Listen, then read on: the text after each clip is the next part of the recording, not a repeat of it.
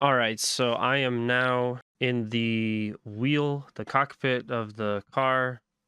We're all set up. This is basically what the menu looks like. It's a little bit I don't know. I don't know how to describe it. I'm not crazy about the menus. It almost feels quite a bit like Gran Turismo, if I have to be honest. But uh, I wanted to point out a couple of things first. Again, this is kind of the map of Tokyo where I have it at currently. Like I said, some zones are locked off. Several zones are actually locked off because I don't have much time in this. But as you progress, you're going to be unlocking more of the Wangan to explore. For now, I basically just have this big area over here.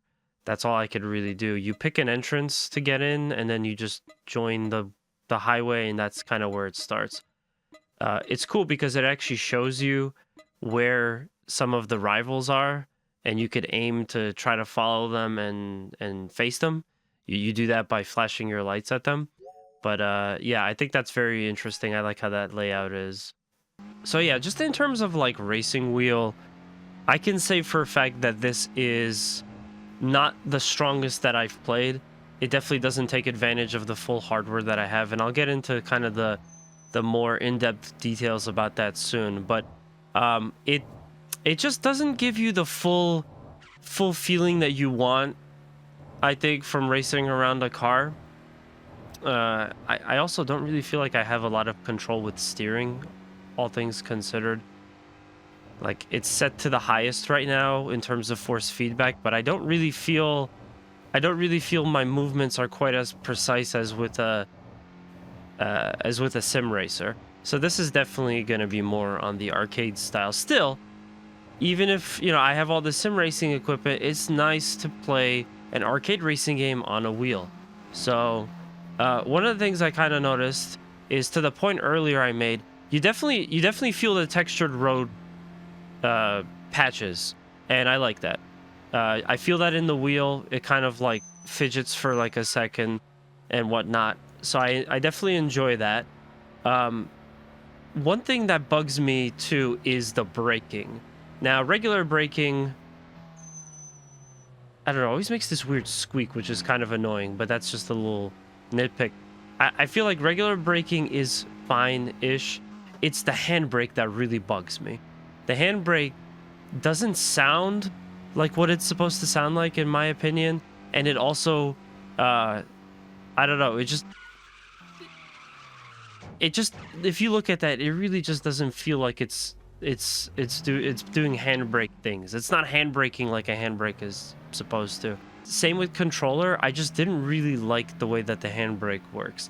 And again, that could be coming back to the fact that I just got done playing a game that has relatively good physics for handbrake in terms of racing sim.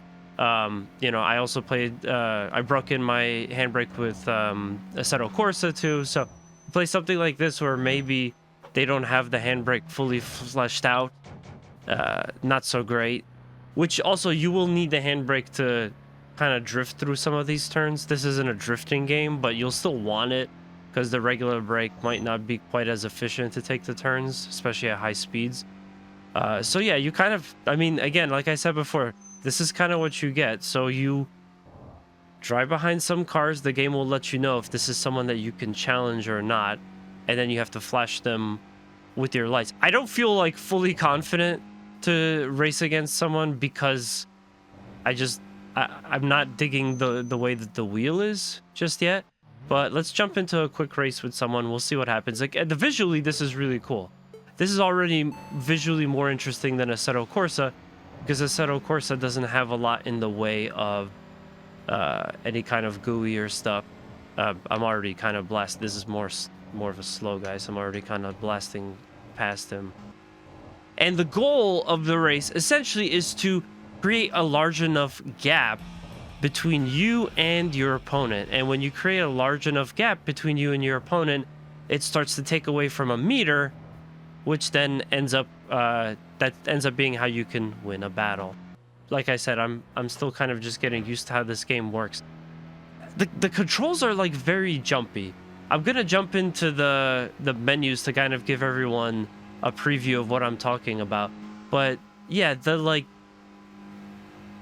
I will try to shift, and I swear sometimes it doesn't want to shift. Maybe that's just how it is with the analog clutch that I selected within the game mode. Maybe I should just change it to digital to fix that. But sometimes I want to downshift, and it's like there's a weird delay, and the steering wheel jumps too. So if I just kind of let go of the steering wheel now and I downshift, oh, you guys couldn't really see that, but the steering wheel basically like twitches to the side. So it's kind of weird. So I also wanted to just kind of, while I'm talking about smaller things, I don't like that when you cycle through looking to the side or the back of the car, it like cuts the sound for a second, like almost completely from the vehicles. The sound in general on these cars, I feel, is kind of lacking. The weird squeaky brakes are annoying. The handbrake has a really weird sound to it too. But in general, I feel like the sound in this game overall is kind of weak for a sim racer. And the cars just all felt so quiet. I turned the music all the way down from the purpose of my my recording here, just to keep the audio as clean as possible. But in general, you may find yourself having to turn up the sounds for the cars, the sound effects, because it just feels kind of low, feels a little bit lacking. I'm not liking in general the control feedback, and I'm also not really liking the sound feedback. But speaking of the controls, let's go take a look at that for a second. Okay, so right out the gate, the game kind of scared me, because this is the mess of the options that you have available for you. Because I'm on the PC and I'm playing with racing sim equipment that comes from different brands, it's all essentially by it's like a standalone peripheral as opposed to all being packed in, or just like your controller. I noticed that there was a separate device listed for each of my items. You start with keyboard and mouse, and then I have my sim pedals, my shifter, handbrake, and lastly the Fanatec wheel that I'm using. That kind of scared me, because I thought for a second, so is this telling me that you're only using one of these devices at a time? That would make sense. I can't steer with my handbrake.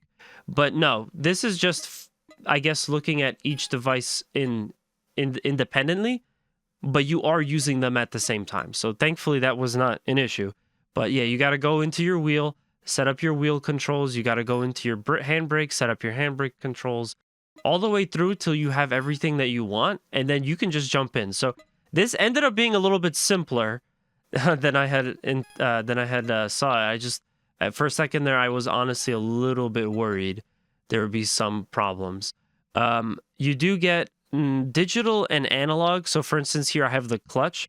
If I went with digital, it would basically be like a toggle, just like a button on, off. If I go with analog, you could see it's actually tracking the input of how far I've pushed my clutch in, from 0 to 100. And you can also invert it if you want to. So that's kind of something that you're going to want to be mindful of. If you have some of these racing sim peripherals, are you going to be using them analog, or are you going to be trying to put these inputs in for digital? Now, when it comes to the most important thing, I think, they do give you quite a few settings for force feedback.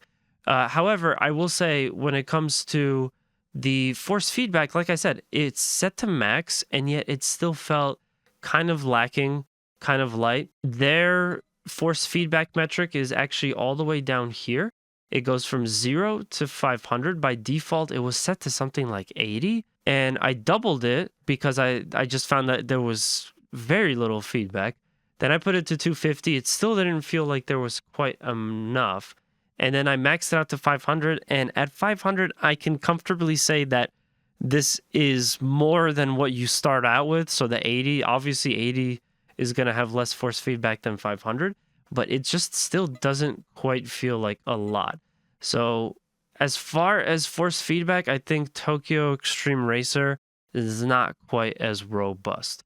You also have additional settings for the wheel when hitting a wall or parked car, poor road surface. That's the thing I was talking about earlier. I think I'm going to turn that down to like 50, because it ends up jumping the steering wheel a little bit, and I'm not enjoying that.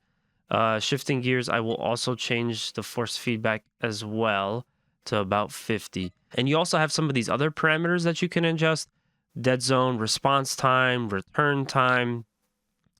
All of these things, I'm not gonna mess with that because I'm kind of just giving like a first impression on this game here.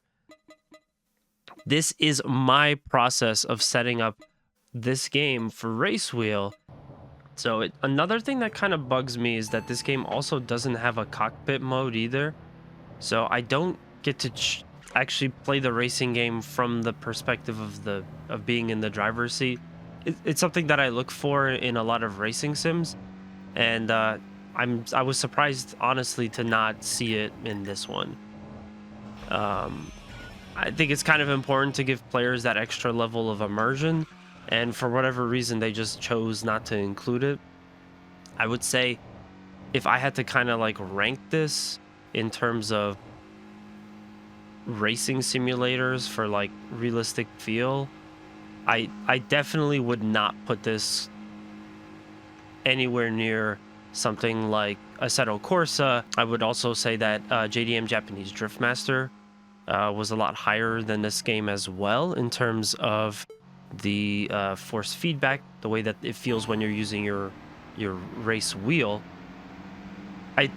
I would even almost argue that this possibly isn't as good as Gran Turismo 7. I haven't played Gran Turismo 7 in a while, but they're probably somewhere in the same range, if not Gran Turismo 7 would be better than this, because you could kind of tell that this isn't really intended to be a race sim. As soon as you sit down in the race wheel and you start to play it, it's just missing a lot of key components. It feels like an arcade racer, which is fine, totally fine if that's what you want. I just wasn't exactly expecting that. And at this point, if I want to get like a Shutoko, okay, so Wangan for everyone else. So at this point, I would say that, yeah, like if I want that experience of driving cars on the Wangan, I think I'm gonna preferably gonna choose instead Assetto Corsa, which has the Shutoko Revival project. If you can also get multiplayer running with that as well, obviously that makes it a lot more fun. I said it already, but Assetto Corsa is missing some of the GUI. They're missing some menu options when compared to this, but in terms of realistic feel, they're just night and day. I think this is fine for an arcade racer. I think it's fine if you just kind of want to chill out. If you're gonna end up playing racing games on a controller, this is all right. You know, you don't really need more than this, I would say. But if you're somebody that's put stock into playing racing sim games, this is definitely going to be lackluster for you, I would say. Fun, but lackluster. And again, just kind of mention back to the point that I was talking about earlier. Same goes for the fact that you can't go into cockpit mode. So you can cycle through a couple of different views, but you can't actually go into the cockpit to have that first-person perspective with the race wheel, with the steering wheel in full view. So kind of a little bit lackluster there. Anyway, I kind of gone on for like quite a bit of time here, so I think what I'm going to end up doing is it's going to actually be its own video separate from the fast look that I did for Tokyo Xtreme Racer, which kind of just gave my general thoughts before jumping into the race sim mode. So yeah, if you guys enjoyed this video, please also make sure to like, comment, and subscribe on this one too. It greatly helps the channel. One more thing too, what I do like that is kind of more of a realistic mechanic is the emphasis on the tire wear too. So I think it's kind of cool that as you're driving around, your tires are wearing down the whole time, and essentially once your tires wear down to like nothing, you have to go back to your garage because your car will start to handle a lot looser. So that is pretty cool. That is a little bit more of a race sim, but yeah, in general, this game, Tokyo Xtreme Racer, doesn't really meet the standards of a racing sim. And I mean, if that's good enough for you, that's fine. I think I'll probably end up playing it just a little bit less because of that. But it's still a cool title. It might be worth picking up, again, if you just don't put too much stock into racing games as simulators, as realistic experiences that kind of mimic all the different functions of a car and all the different feedback that you would get driving and racing and stuff. So I meandered on long enough. I hope this video was informative for you, and I'll definitely be back for some more content as well. So yeah, this is Mash the Stampede. Thank you very much for watching again, and I'll see you next time.